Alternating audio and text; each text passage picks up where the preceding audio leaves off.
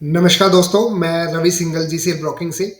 दोस्तों आज हम बात करेंगे कि सेबी ने जो ये नया नियम निकाला है जिसमें आपको ब्रोकर को फंड ट्रांसफर करने की जरूरत नहीं पड़ेगी और ब्रोकर डायरेक्टली आपके अकाउंट को ब्लॉक करेंगे। जितना भी अमाउंट आप बताएंगे उतना अमाउंट आपके अकाउंट के अंदर ब्लॉक होगा और उस ब्लॉक के सिस्टम से ही आपका शेयरों में ट्रेडिंग हो जाएगी। जैसा कि दोस्तों आईपीओ में भी होता है। आईपीओ में जब आपको आईपीओ लगाना होता है तो स्टार्टिंग में आपके अकाउंट से पैसा विड्रॉ नहीं होता और आप सिर्फ एक यूपीआई के थ्रू, मैंडेट के थ्रू आप उसको ब्लॉक करते हैं और जब आपके अकाउंट में शेयर आ जाते हैं उससे जस्ट 1 या 2 दिन पहले वो अमाउंट आपके अकाउंट से डिडक्ट होते हैं।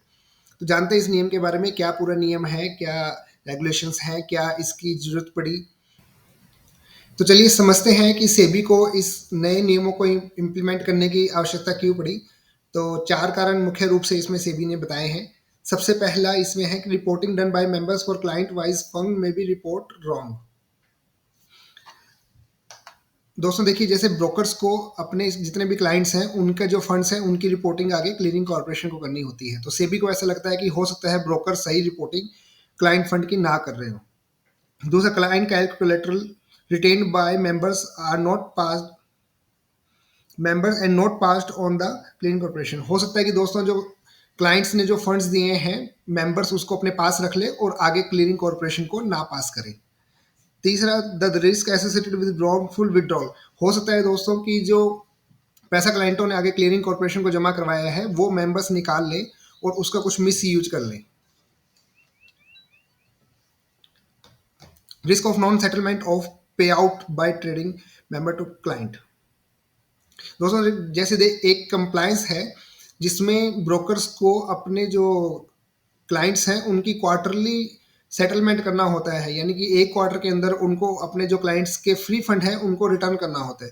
तो सेबी को ये लग रहा है कि हो सकता है जो ब्रोकर्स हैं वो सही से सेटलमेंट ना कर रहे हो। तो चारों ही कंडीशनों का एक ही मतलब है कि सेबी को कहीं ना कहीं ये लगता है कि जो क्लाइंट्स का फंड है जो ब्रोकर के पास में रखा हुआ है उसका कहीं किसी तरह का मिस यूज ब्रोकर ना करें। तो इसके लिए इन नियमों को लाने की जरूरत पड़ी।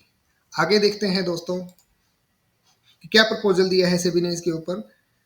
सबसे पहले दोस्तों एक यूपीआई मैंडेट की बात कर रहे हैं। जैसे आपका अभी जो शेयर्स के बेस पे ट्रेडिंग होती है उसमें आपके शेयर को प्लेज मार्क कर दिया जाता है, उसको कहीं पर ट्रांसफर नहीं किया जाता, उसको जैसे प्लेज मार्क करते हैं और उसके बेस पर आपको ट्रेडिंग जो शेयर ब्रोकर है वो करवा रहे हैं। इसी तरह से आपका जो फंड है जो बैंक अकाउंट के अंदर रखा हुआ है उसको एक तरह से ब्लॉक या लीन मार्क कर दिया जाएगा और उसके बेस पे आपको ट्रेडिंग करवाई जाएगी। Fund shall remain in the account of client but will be blocked in the favor of CC, and CC mean clearing corporation, till the expiry date of block mandate or till block is released by CC whichever is earlier। तो दोस्तों इसके अंदर ये रहेगा कि funds को आपके account में ब्लॉक रखा जाएगा और जब तक कि आपने जो एक्सपायरी दी है, यानी कि जब आप फंड को ब्लॉक करवाएंगे उस टाइम पे आपको एक डेट देनी होगी कि कब तक आपको ये फंड ब्लॉक रखवाना है। या तो वो पहले आ जाए या फिर क्लियरिंग कॉर्पोरेशन को ऐसा लगे कि हाँ अब इस पैसों की जरूरत नहीं है तो वो उस जो ब्लॉक को रिलीज कर सकता है। अब दोस्तों इस पूरे को प्रोसीजर को समझ लेते हैं कि किस तरह से ये काम करेगा। सबसे पहले ब्रोकर आपको एक इंटरफेस देंगे जिस इंटरफेस पे आपको अमाउंट डालनी होगी और एक डेट डालनी होगी कि किस डेट तक आपको वो पैसा ब्लॉक रखना है। ये मैंडेट आपको ब्रोकर को देना होगा। ब्रोकर इसको आगे यूपीआई यानी कि जो यूनिफाइड पेमेंट इंटरफेस है ये बैंक के पास जाएगा मैंडेट अप्रूवल के लिए। बैंक एक बार इसको अप्रूव करेगा और वो आपको ब्रोकर को ऑथराइज करेगा कि वो उसमें से पेमेंट डिडक्ट कर सकते हैं। तो यहाँ पर दोस्तों एक चीज है कि ब्रोकर जो आपसे मैंडेट मांग रहे हैं वो अपने लिए नहीं मांग रहे, वो क्लियरिंग कॉर्पोरेशन के लिए मांग रहे हैं। यानी कि मैंडेट मांगेंगे ब्रोकर लेकिन वो फेवर में जाएगा क्लियरिंग कॉर्पोरेशन का। आपको लगेगा कि ब्रोकर आपका पैसा काट रहा है या आपका फंड ब्लॉक कर रहा है, लेकिन एक्चुअल में क्लियरिंग कॉर्पोरेशन को राइट्स है कि वो आपके आपके फंड को ब्लॉक कर सकते हैं या फिर आपके पैसे को डिडक्ट कर सकते हैं। यहाँ सेबी ने पूरी तरह से ब्रोकर को बीच में से हटा दिया है।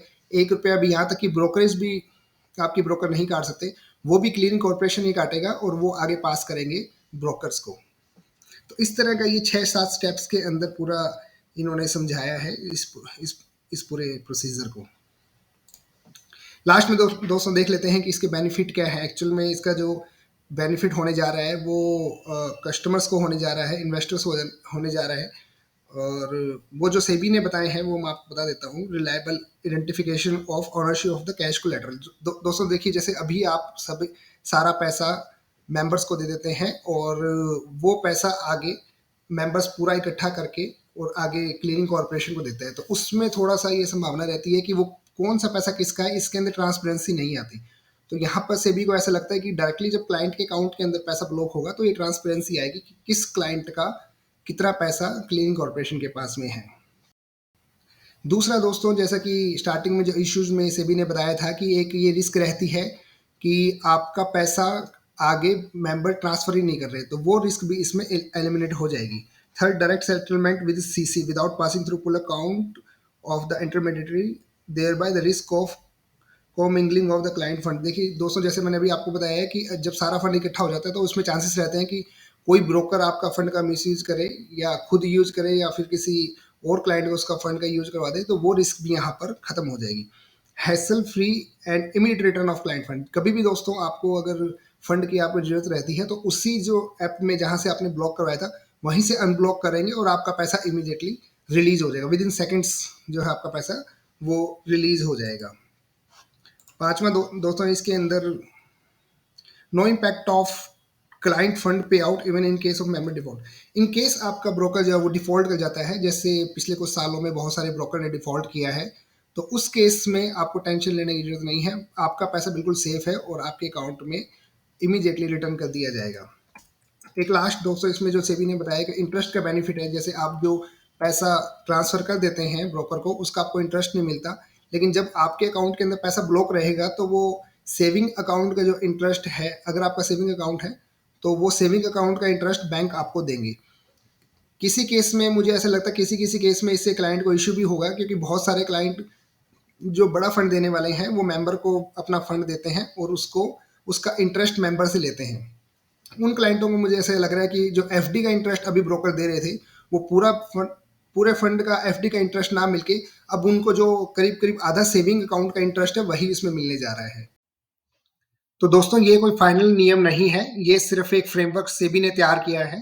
क्योंकि जब भी सेबी कोई नया नियम लाती है तो उससे पहले जो इंटरमीडिएटरी है उनकी राय मांगती है, क्योंकि अलग अलग इंटरमीडिएटरी को अलग अलग एक्सपीरियंस होता है और उसके हिसाब से वो अपने सेबी को सुझाव देते हैं। तो इस फ्रेमवर्क को तैयार करके जितने भी इंटरमीडिएटरी हैं सबकी सेबी ने राय मांगी है और 1 महीने का उनको टाइम दिया है, वो अपनी राय रख सकते हैं। तो जैसा भी उनसे सुझाव आएंगे उसके हिसाब से एक फाइनल फ्रेमवर्क तैयार किया जाएगा और देखते हैं कब तक सेबी इसको इम्प्लीमेंट करती है। तो जुड़े रहिए हमारे साथ दोस्तों, इस तरह की जानकारी हम आपसे और भी साझा करते रहेंगे। इस वीडियो को पूरा देखने के लिए बहुत बहुत धन्यवाद।